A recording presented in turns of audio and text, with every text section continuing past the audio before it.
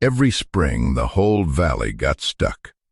She spent one summer moving rock and never got stuck again. 12 acres of abandoned aggregate sat behind her barn like a scar nobody wanted to heal. The Quarry Company walked away. She didn't.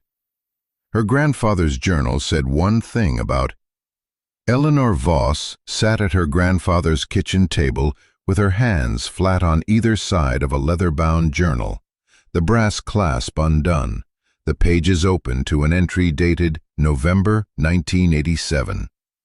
The handwriting was deliberate, blocky, pressed hard enough to leave grooves on the back of each page. Herschel Voss had written the way he'd done everything else, slowly, with force, once. The entry read, "The land doesn't owe you passage. You earn passage with stone and patience." Below it, a cross-section diagram. Subgrade, compacted fill, number 3 stone base, number 57 surface course, crowned at 2% for drainage. Measurements in inches. Notes about clay behavior in saturated conditions. A cost estimate. Crossed out, revised, crossed out again, because the numbers never worked. Aggregate was expensive. Hauling was expensive. And Herschel Voss had been a man with 80 acres of hay ground along Barrow Creek Road in the Coast Range of western Oregon, which meant he'd been a man perpetually short of cash and long on ideas that required it. 3 months dead now. Heart attack in the barn, mid-December.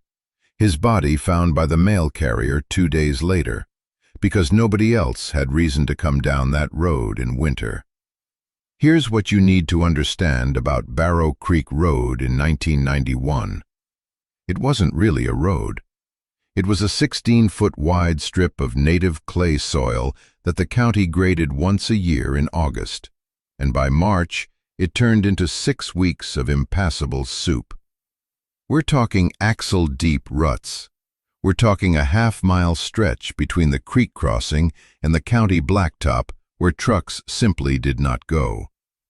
Every farmer along that stretch, Martin Selby with his cattle operation, the foresters with their seed grass, Eleanor now with her hay, lost thousands every spring. Hay that should have gone to market in early March sat in barns until mid-April. Buyers found other suppliers. Contracts dried up. The county shrugged. Not enough tax base to justify paving. File a request. Wait 8 years, maybe. Eleanor closed the journal. The brass compass on her belt loop caught the edge of the table lamp. A brief flash of warm light across the scarred oak surface. Her dark auburn hair was pulled back in its low ponytail, loose strands near her temples where they always fell, and her gray-green eyes tracked across the kitchen to the window facing north. Past the barn, past the back fence, up the hillside where Ridgeline Aggregate LLC had spent 3 years blasting and crushing basalt into commercial gravel before their parent company went belly up in a leveraged buyout gone sideways. 12 acres of processed stone sitting behind her back fence, just sitting there. She'd heard the foreman complaining at the gas station in town 2 weeks ago. Disposal fees, liability insurance on an unmanned site, $75 a load to truck the stuff to a certified fill site, and nobody was writing checks for that. The parent company's lawyers wanted the property off the books. The stone was a problem, not an asset. Eleanor pulled her olive-green canvas jacket off the back of the chair and shrugged into it, the fabric soft and shapeless from years of wear. Years that predated her, because it had been her grandfather's before the sleeves got too short for his barrel chest, and he'd handed it down without ceremony. She slid the journal into the inside pocket, where it barely fit against the worn lining. The Ford flatbed started on the 3rd try. It always started on the 3rd try. Herschel had explained why once, something about the fuel pump losing prime overnight. But Eleanor had stopped listening to the explanation and just learned to count the cranks. 3. Then it caught, rough and loud, the exhaust note echoing off the barn siding. She drove 7 miles to the Quarry office, which was a single-wide trailer at the base of the access road with a gravel lot already going to weeds. The foreman, a heavy man in a yellow vest with a clipboard he clearly wished he didn't have to carry, looked at her truck, then at her, then at her truck again. "Help you?" "The stone on site. What happens to it?" He laughed, not cruelly, tiredly. "You want some gravel? Lady, there's about 14,000 tons up there. You could build a highway." "I want all of it." He set the clipboard down, stared. "All of it?" "If nobody's paying to move it, and your company's paying to insure it, I'm solving your problem. I want a signed release and the gate key." There was exactly 1 page, a liability waiver. She read it twice, standing at the fold-out table in that trailer with the fluorescent light buzzing overhead and the foreman watching her like she'd asked to adopt a landfill. 12 acres of processed aggregate, number 57, number 3, crusher run, rip-rap, free to whoever hauled it. Free, because the world had decided it was waste, and waste has negative value, and negative value means you'll hand it to anyone willing to make it someone else's headache. Eleanor signed. 1 line, clean signature, no flourish. Now, Dale Crenshaw, County Extension Agent, pressed khaki slacks, pale blue Oxford rolled to mid-forearm, silver pen clicking in his right hand like a metronome set to condescension. He'd shown up at Eleanor's kitchen table 4 days earlier, uninvited, with a folder of brochures and a smile that never quite reached his close-set, light brown eyes. "Miss Voss, I understand the emotional attachment." Click, click, click went the pen. But 80 acres of declining hay ground with no equipment reserves and no operating capital. That's not a farm. That's a liability. The timber company's offer is generous. Frankly, for someone in your position, young, no experience running an operation this size, it's a gift. Someone in your position. He said it the way you'd say, someone with your condition. Like poverty was a diagnosis. Like being 24 and female and alone on a dead man's land was a disease he was kindly offering to treat. Eleanor had listened to every word. Her hands stayed still on the table, unusual for her, a woman whose fingers were always gripping a tool handle, adjusting a strap, moving. She let the silence stretch until Dale Crenshaw shifted his weight from one polished tan loafer to the other. "The farm is not for sale." 4 words, a closed door. The foreman held out the gate key. Eleanor took it, dropped it into her jacket pocket beside the brass compass, and walked back to the flatbed. 14,000 tons of stone, a journal full of road-building diagrams, and 6 weeks until the clay dried enough to start. June 1991. Eleanor backs the flatbed through the quarry gate for the first load. 3 tons of number 3 crushed limestone rattling into the bed like a slow avalanche of broken teeth. The Ford sags on its leaf springs, the frame groaning, and she feels the weight settle through the steering column into her wrists. 2.3 tons. That's what the skid steer's bucket holds when she fills it level. She's already done the math against the truck's payload rating, already chalked the fill line on the inside of the bed walls. Here's the rhythm of her days now. Up at 5, coffee black. Drive the quarter-mile from the farmhouse to the abandoned quarry. Fire up the rented bobcat. $40 a day she's paying for that thing, and every minute counts.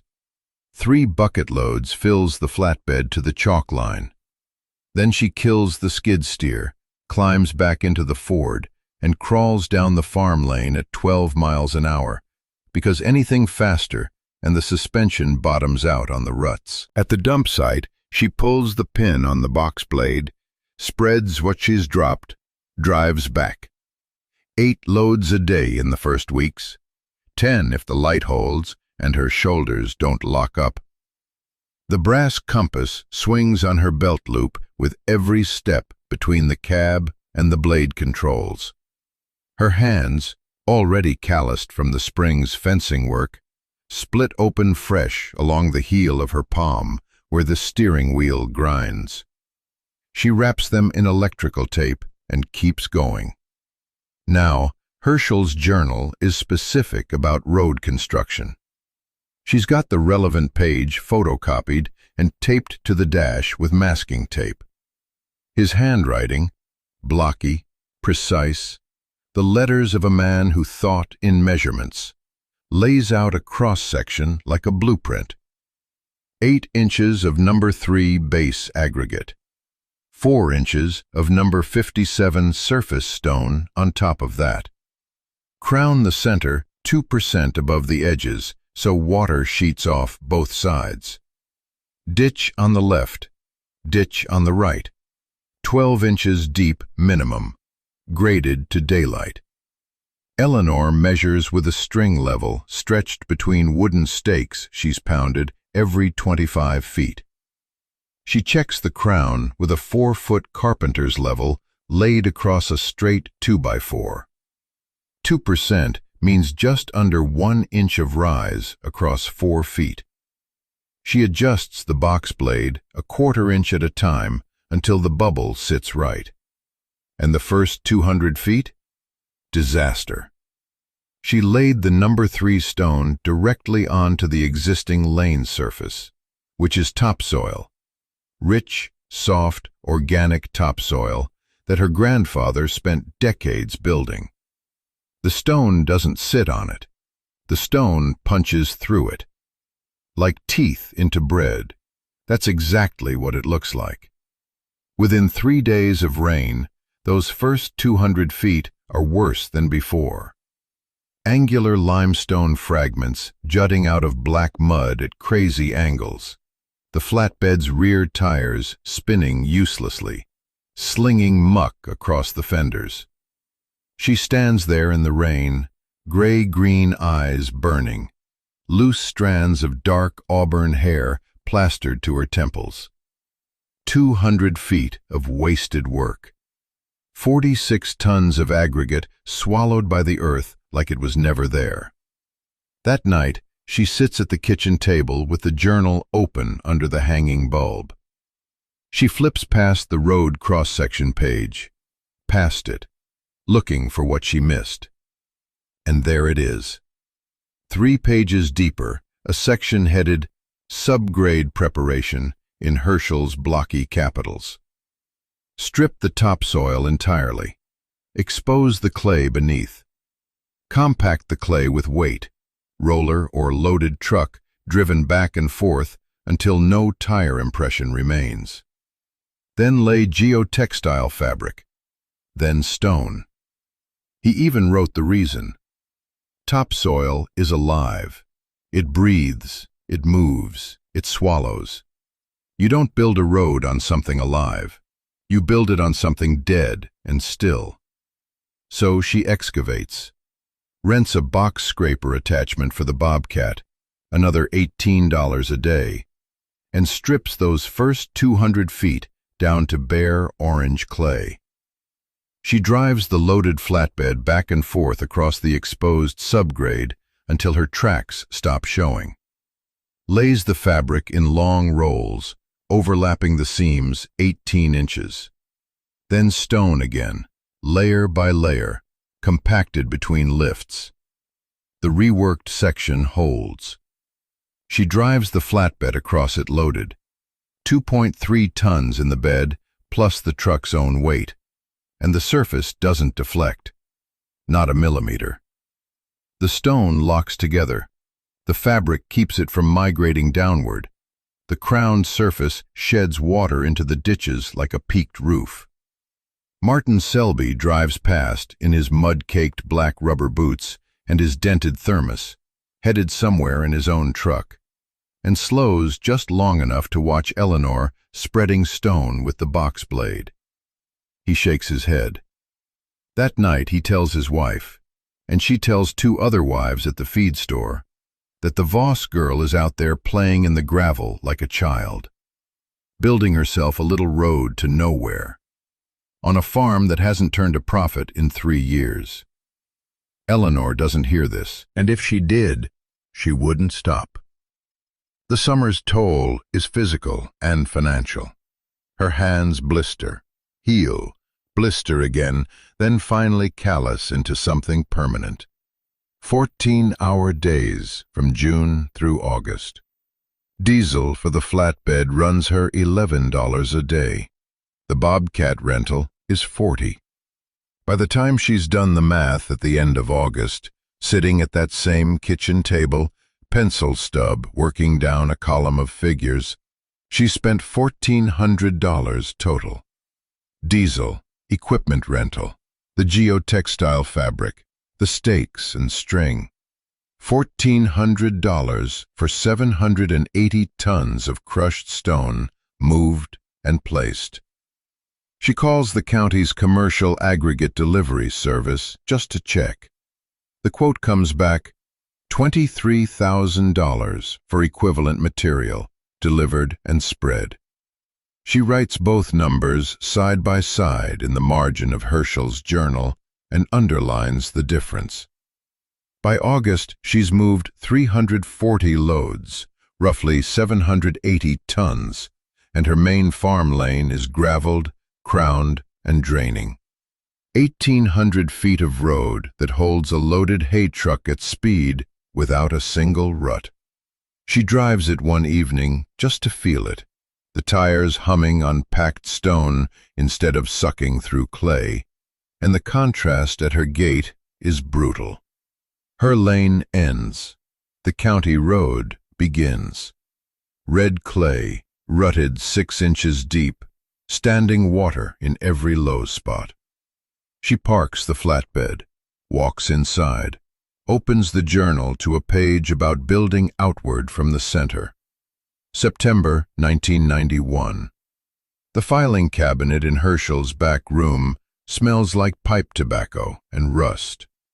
Eleanor pulls the third drawer, the one that sticks unless you lift and tug simultaneously, and fans through folders labeled in her grandfather's blocky print. County correspondence, tax receipts, and there, in a manila envelope gone soft with age, a deed dated March 14, 1968. She reads it twice, then a third time with her finger tracing the legal description. Herschel Voss had negotiated ownership of the first 600 feet of Barrow Creek Road past his property line, a private right-of-way. The county had refused to grade or gravel that stretch, called it low priority, said the budget didn't cover roads serving fewer than 4 residences. So Herschel made them a deal, deed him the right-of-way, release the maintenance obligation, and he'd stop filing complaints. They agreed, signed it, filed it, forgot about it. 23 years of forgetting. Eleanor sets the deed on the kitchen table, smooths it flat, and clips the brass compass from her belt loop. Just a habit, something to hold while she thinks. 600 feet of road. Her road. Same clay, same ruts, same soupy disaster every winter. But now she has legal authority to fix it. No permits required.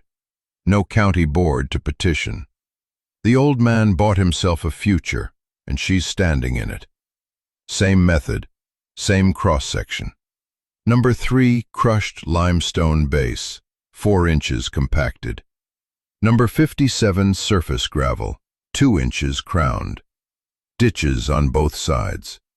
She already knows the recipe by heart. Her hands know it. The way the wheelbarrow handle sits in her calluses knows it. The difference now is scale. 600 more feet means another 220 loads from the quarry at $6.75 a ton. That's $1,485 she doesn't have in a lump. So she pays load by load, stretching the work across September and into October. 4 loads a day when the truck is available, sometimes only 2 when the quarry's backed up with commercial orders. The routine is brutal and beautiful in its monotony.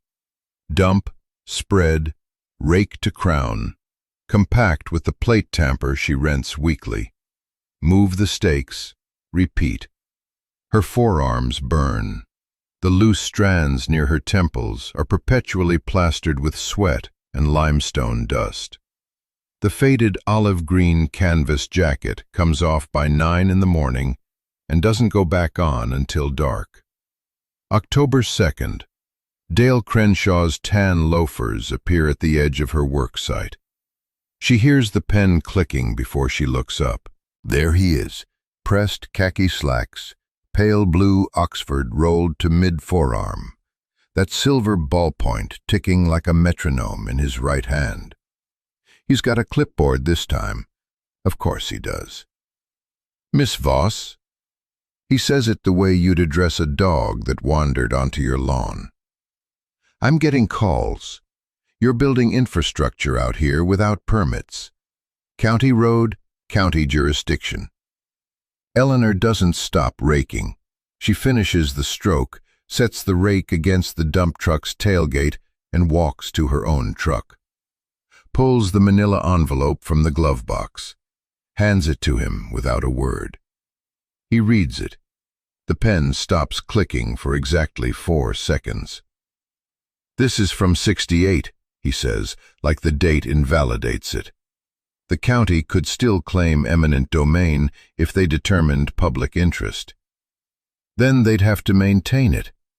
Eleanor takes the deed back, folds it into the envelope.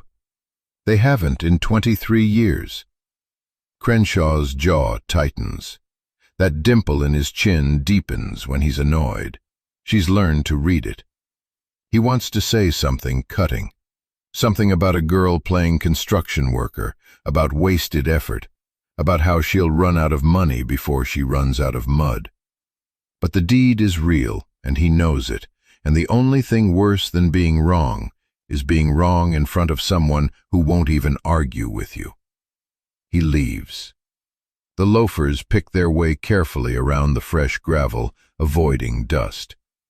Eleanor watches him go, then picks up the mattock, because the ditches won't cut themselves. Herschel's journal, page 114, a sketch in blue ink.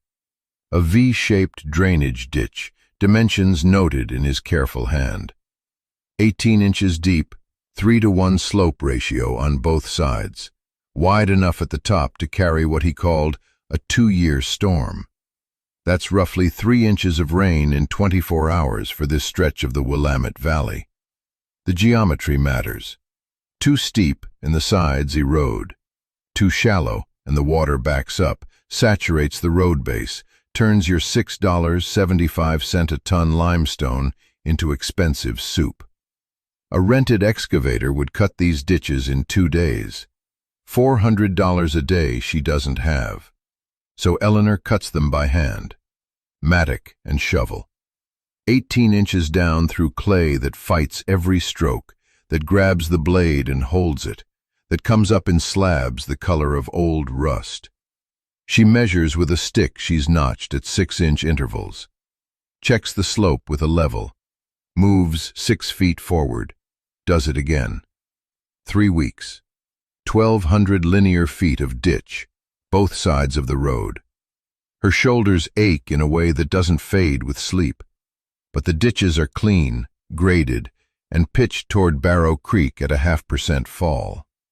Water will move. Water will obey. The journal sits open on the porch railing that evening, held flat by a coffee mug. You earn passage with stone and patience. Herschel's words, written decades before she was born. Beneath them, in pencil, Eleanor's hand. 560 loads and counting. November comes wet. The first real storm rolls in on the 7th. 3 inches in 18 hours. The sky a solid gray lid pressing down on the valley. Eleanor stands on the porch in the dark, the brass compass cold against her hip, and watches. Water sheets off the crowned road surface, splitting cleanly left and right the way it's supposed to, the way the geometry demands. It gathers in the V-ditches, moves downhill with purpose, carries silt and leaf litter toward the creek without cutting into the banks. The 3-to-1 slope holds. The stone holds. She walks the whole length at dawn, boots splashing through shallow ditch flow, eyes scanning for softness, for settling, for any place the base has shifted under load. 600 feet out, 600 feet back. She finds 2 spots, one near the 200-foot mark, one at 480, where the surface has compressed slightly, left a shallow depression that holds a 1/4 inch of standing water. She drives orange flags into the shoulder beside each one. More stone, more compaction, minor adjustments. The first winter rain arrives in November. Eleanor watches from her porch as water sheets off the crowned road surface into the ditches she cut. The stone holds. But the real test is March 1992, the spring that proves everything. 3 straight weeks of rain turn the Willamette Valley into soup. Not gentle rain, not the misting drizzle Oregon's famous for. This is biblical. 14 inches in 21 days. The sky opens like a wound that won't clot, and the water comes down in sheets so heavy you can't see your own mailbox from the porch. The Willamette River climbs its banks. Creek beds that haven't run full since the 70s become roaring channels. And every dirt road, every gravel access lane, every unpaved stretch of rural Route 4 between Eleanor's property and the county blacktop turns into something that isn't a road anymore. It's a memory of a road, a suggestion, a trap. The county section beyond Eleanor's improved stretch goes first. Day 3 of the rain, a feed delivery truck, 18 wheels, loaded with 40 tons of alfalfa pellets bound for the Wakefield operation, sinks to its axles 200 yards past where Eleanor's stone surface ends. The driver guns it once, twice. The tires spin, dig, and the truck drops another 4 inches. By day 4, the mud is up to the running boards. By day 6, the county sends a tow rig. The tow rig gets stuck. They leave both vehicles sitting there like monuments to institutional failure, orange cones around them melting sideways in the rain. And every single morning, Eleanor Voss drives her loaded flatbed out without chains, without 4-wheel drive, without so much as a moment's hesitation. The pale limestone crunches under her tires, firm, dry, responsive. That 8-inch crown she built by hand sheds water the instant it lands. Every drop runs sideways, finds the shoulder, pours into the ditches she cut with a borrowed trencher 2 autumns ago. Those ditches run clear. Not brown, clear. The water moves fast and clean, draining into the swale she angled toward the lower pasture, where it feeds the soil instead of destroying it. The whole system works the way Herschel's journal said it would, the way he drew it in that careful, blocky handwriting, arrows showing flow direction, numbers showing grade percentages. 2% crown, 3% ditch slope. The water knows where to go. Now look 50 feet past the end of her section. Look at what the county maintains. Knee-deep chocolate slurry.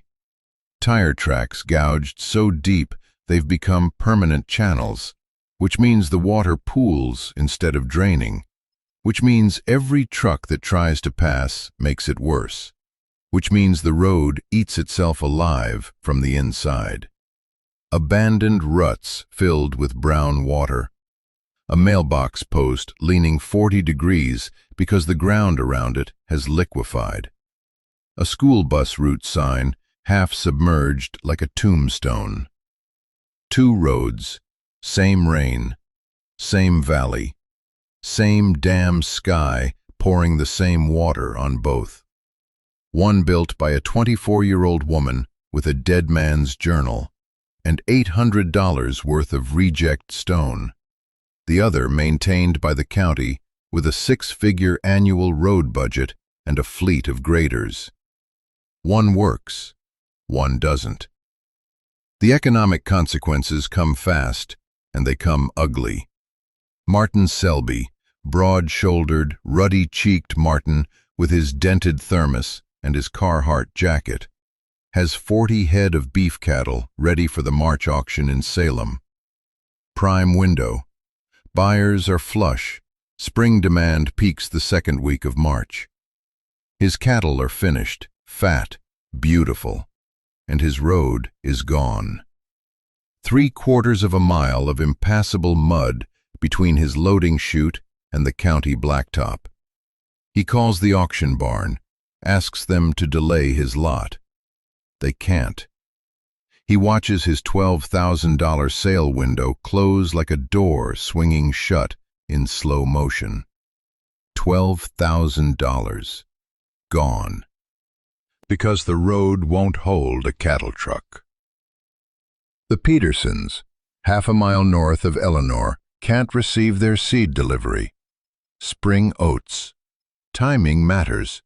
You plant spring oats in the first 2 weeks of March, or you don't plant them at all.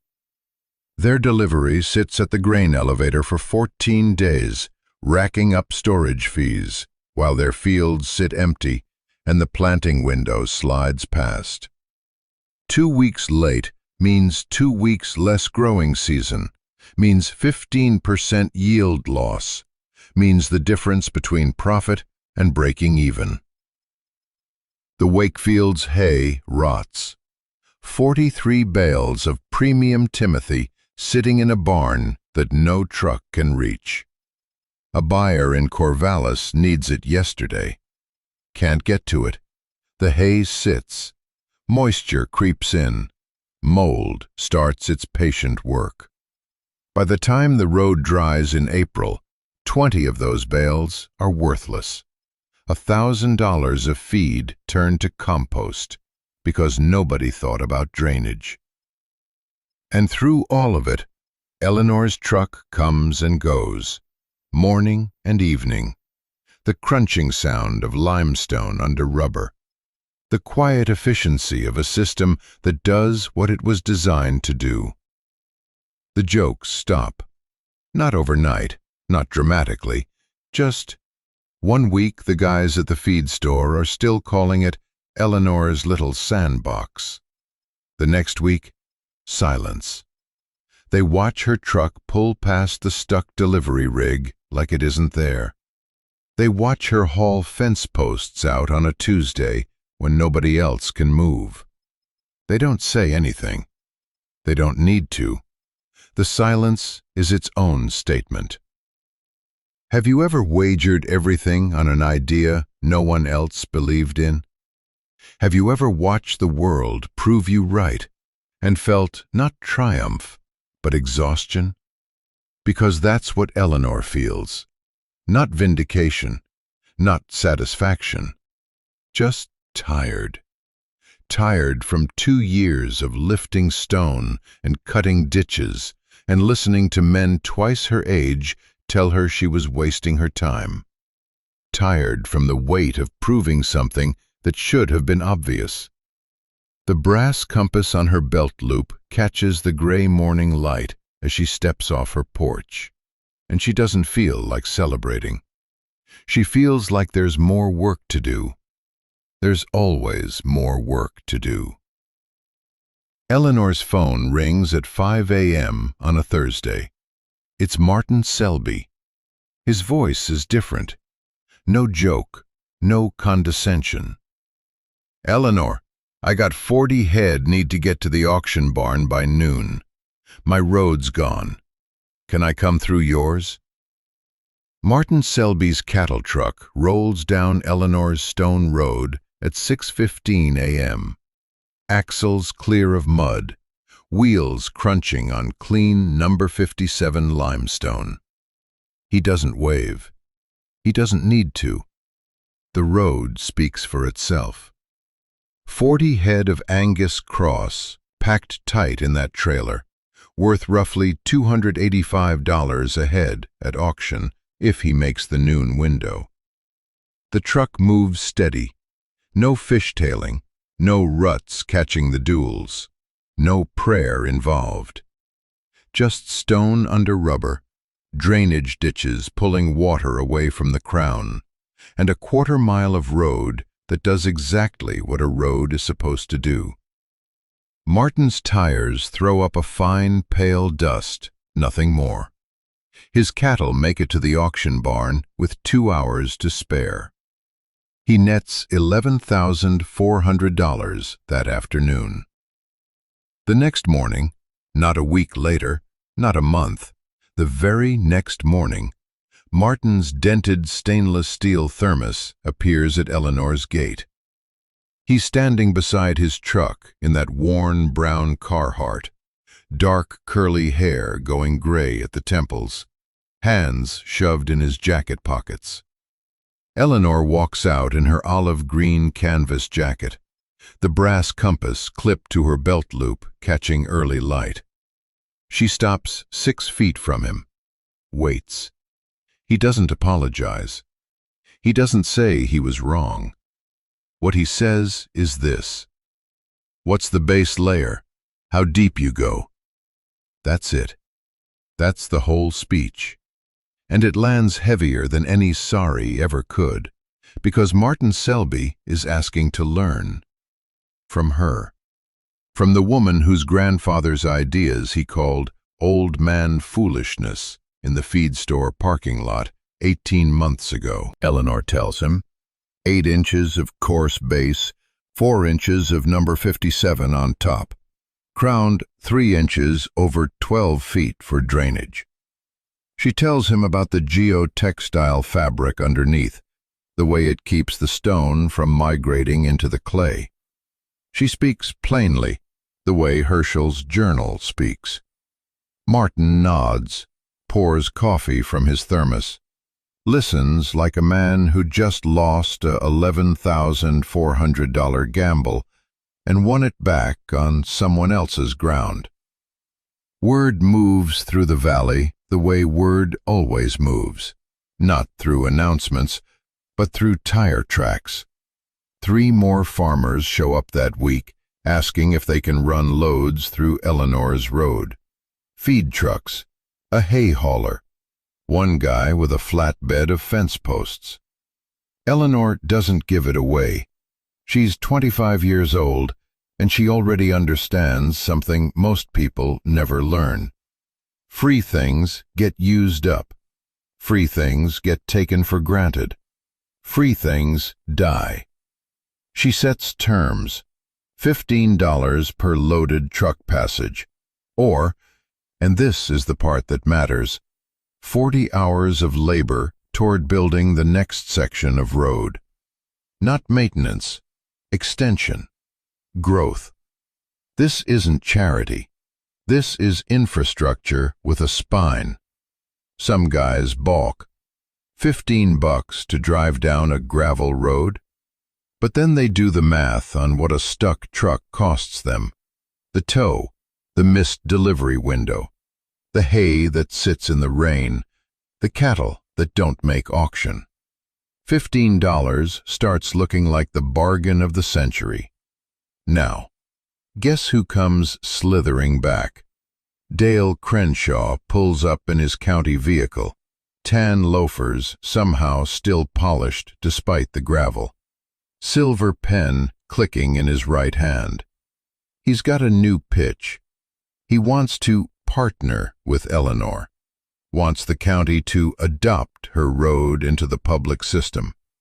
Says it with that lean-forward posture, that close-set light brown gaze, like he's offering her a gift wrapped in gold paper. Here's what adoption means in practice. County maintenance standards, which means they'd tear up her limestone crown and repave with asphalt she doesn't need, which means culverts installed to spec by contractors who charge 4 times what the materials cost, which means a tax assessment on improved infrastructure that would hit her every single year until she's dead. Crenshaw frames it as progress. You've done remarkable work here, Eleanor. Truly remarkable for someone without engineering background. But at a certain point, a private individual simply can't maintain public use infrastructure to the standard the county requires. We'd hate to see liability become an issue for you. He clicks his pen, smiles. The faint birthmark below his right ear twitches as his jaw tightens just slightly, because he knows she's going to say no. Eleanor's gray-green eyes hold steady. Her hands are still, thumbs hooked in her belt. Those are my terms. The road stays private. 5 words. A closed door.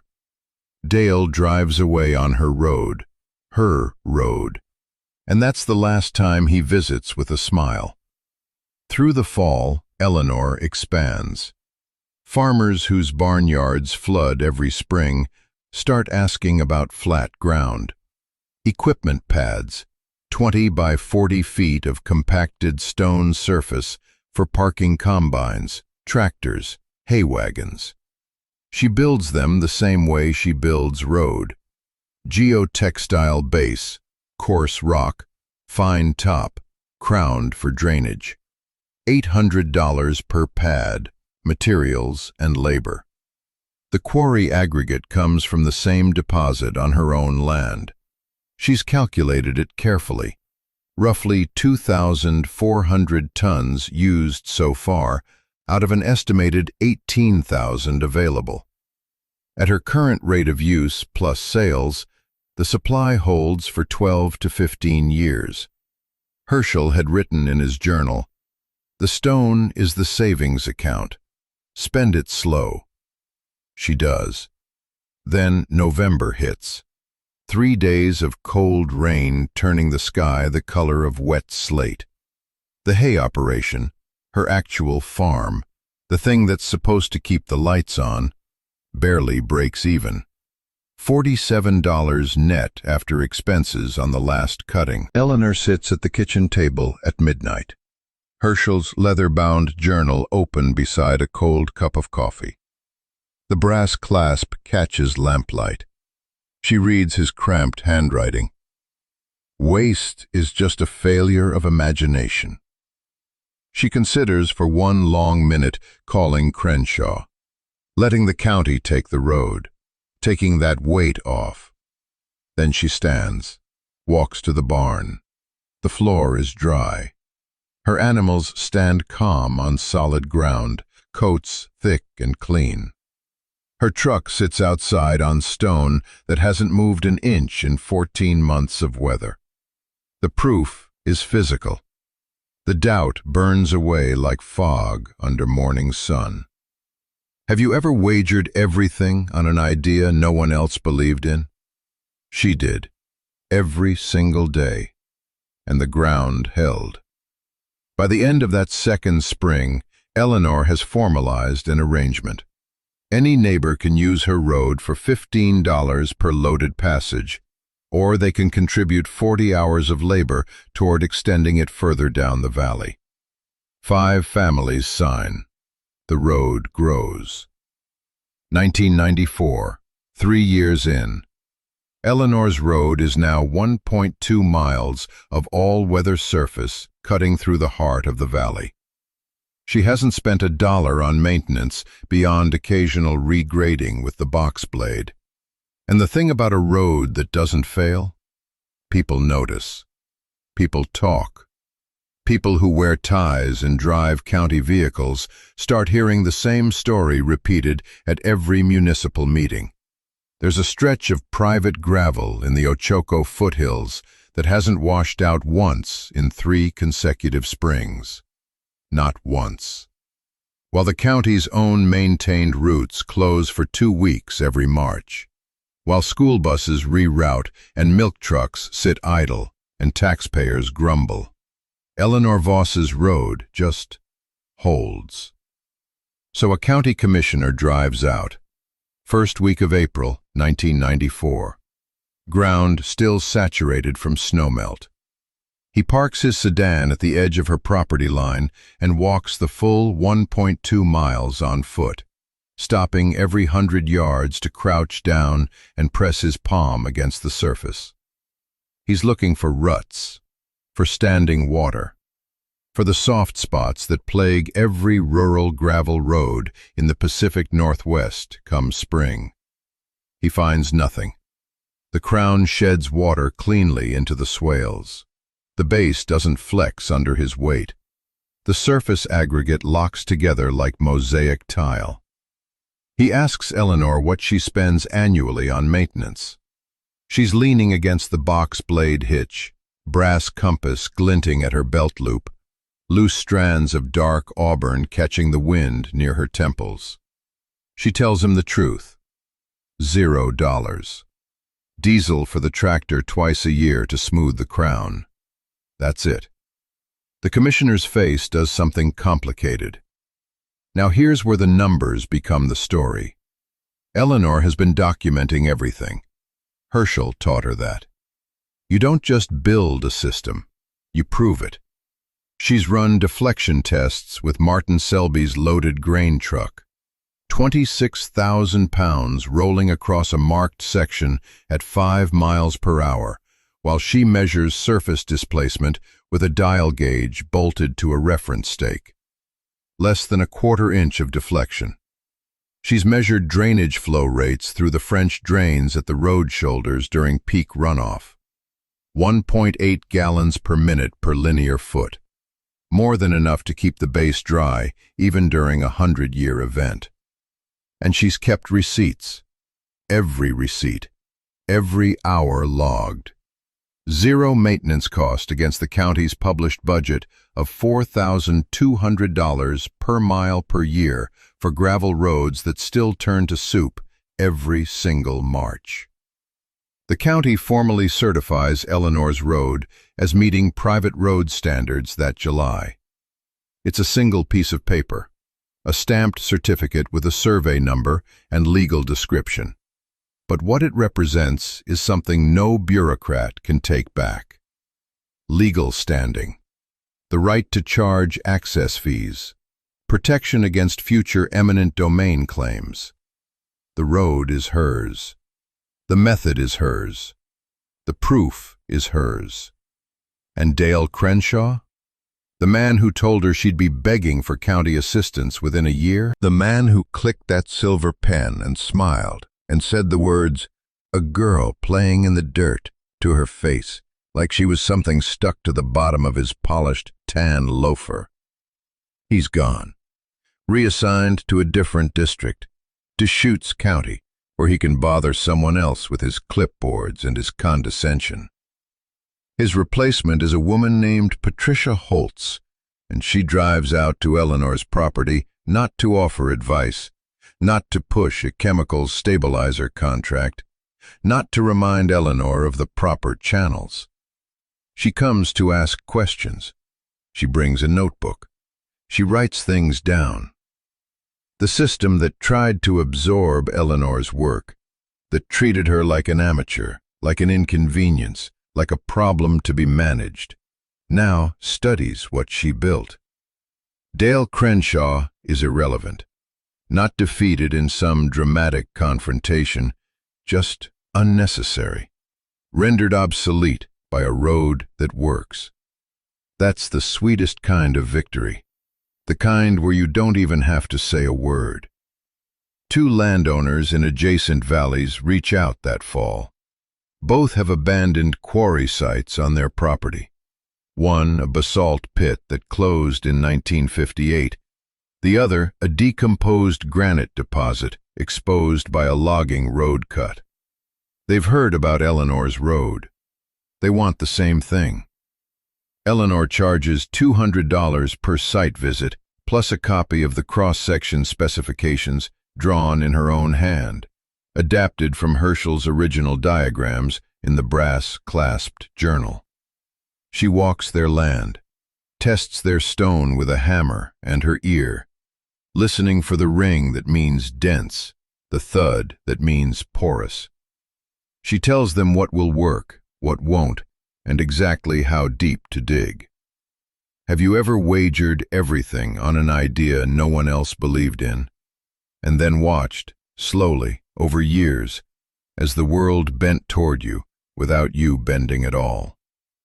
A younger farmer named Colton drives over from the Paulina drainage to ask about the method. He's maybe 25, eager, standing in Eleanor's gravel yard with his hands shoved in his pockets. He wants to know if there's a shortcut, a faster way to compact the base, maybe a chemical binder he could add to skip the curing time. Eleanor looks at him with those gray-green eyes, steady and unblinking.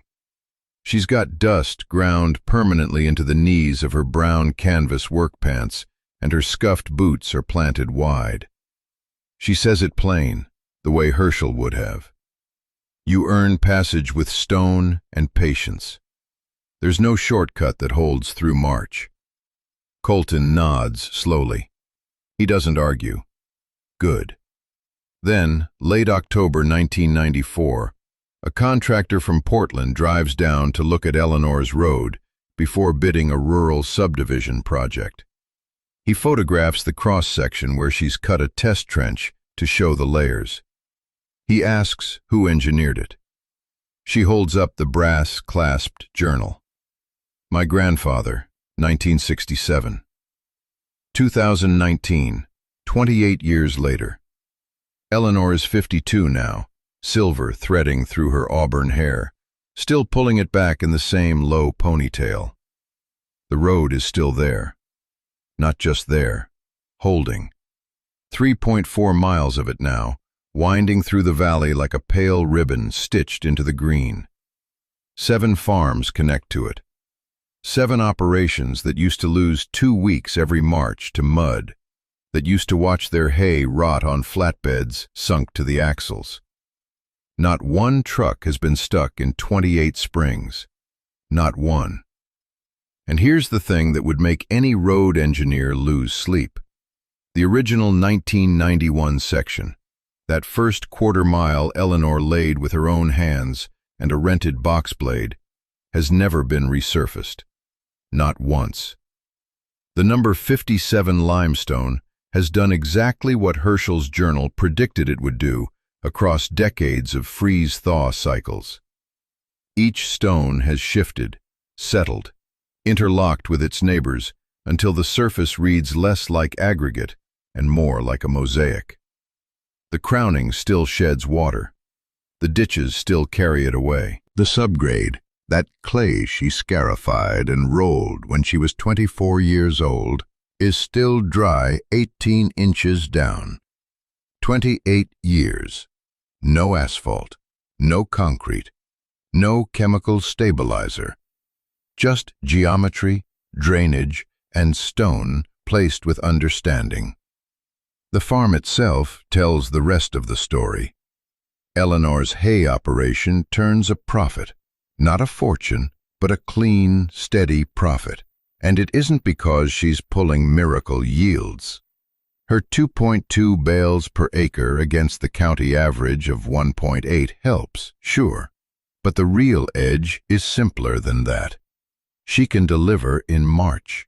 She can deliver in April. She can get a loaded flatbed from her barn to the state road when every other farm in the valley is waiting for the ground to firm up. That reliability, that guaranteed access, commands a 30% premium from buyers who need hay when they need it, not when the weather permits. Her customers don't haggle.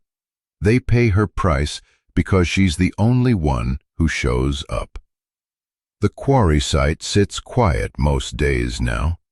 28 years of steady use has consumed roughly 14,000 of the original 18,000 tons Herschel mapped in his journal. The remaining 4,000 tons rest in low mounds along the south face, grass creeping up their flanks, clover threading through the gaps between stones. Eleanor doesn't rush them, doesn't need to.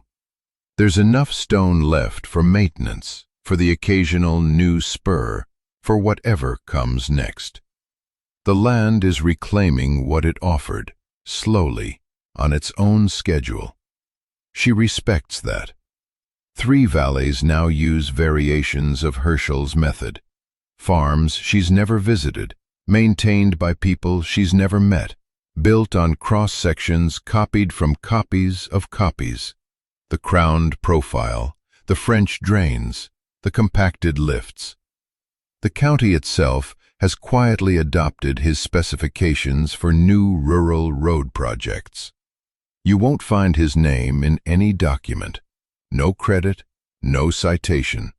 No mention of a stocky man in a navy wool shirt who spent 30 years filling a brass-clasped journal with observations about stone and water and time. But Eleanor knows. She sees his work in every new road that doesn't wash out, in every culvert set at the right grade, in every ditch that carries spring runoff without cutting a gully. His ghost lives in infrastructure now. That's enough. Dale Crenshaw retired in 2007, moved to Bend. Eleanor heard he sells real estate now, vacation cabins, investment properties, that kind of thing. She doesn't think about him. He became irrelevant somewhere around 1998, when the last farm on her road stopped calling the extension office for advice. A man with polished loafers and a silver pen he clicked like a nervous habit, who once told her the road would wash out in 2 seasons, who once said her grandfather's ideas belonged in a museum. The road outlasted his career. That's not revenge. That's just physics. Martin Selby shows up one Tuesday afternoon in late September. He's gray all through now, that unkempt curly hair gone silver, the dented thermos still in his hand. But he's not alone. There's a younger man with him, broad-shouldered, ruddy-cheeked, same deep-set brown eyes. His nephew, inheriting a farm 12 miles east, at the end of a dirt track that turns to soup every spring. Martin doesn't make a speech, doesn't apologize for the years he spent shaking his head at Eleanor's methods. He just nods toward the nephew and says one thing: talk to Eleanor about your road before you do anything else. That's it. No sorry, no admission, just the changed practice, offered like a handshake. Eleanor nods. She invites them both inside, makes coffee, asks the nephew about his soil, his drainage, his grade. The passing forward happens on a cold morning in February. Eleanor's grandniece, a young woman of 22, sharp-jawed and serious, with the same gray-green eyes that run through the Voss line, has inherited a small parcel at the end of the road. She wants to build a greenhouse operation, wants to grow year-round. But her access is dirt, unimproved, uncrowned, undrained dirt that turns to clay soup the moment the rains come. She asks Eleanor for help. Have you ever wagered everything on an idea no one else believed in? Have you ever stood at the edge of something unproven and felt the weight of everyone's silence pressing against your back? Eleanor felt that weight for years, decades, and the only thing that held her up was a dead man's journal and the evidence of stone beneath her feet. Now she's the dead man. Not literally. She's standing right here, silver-threaded auburn ponytail, scuffed tan boots with red laces, that battered brass compass still clipped to her belt loop. But she's the voice now, the one who did the work and left the record. Early March. Rain falls lightly across the valley. Eleanor stands at the road's edge, her grandniece beside her. The stone is pale and firm beneath her boots. Water beads on the crowned surface, slides to the ditches, disappears. 28 springs, and it still holds. Eleanor sets the brass-clasped journal on the table in front of the young woman. The land doesn't owe you passage, she says. You earn passage with stone and patience. The young woman opens it. The road outside is quiet and dry and holding.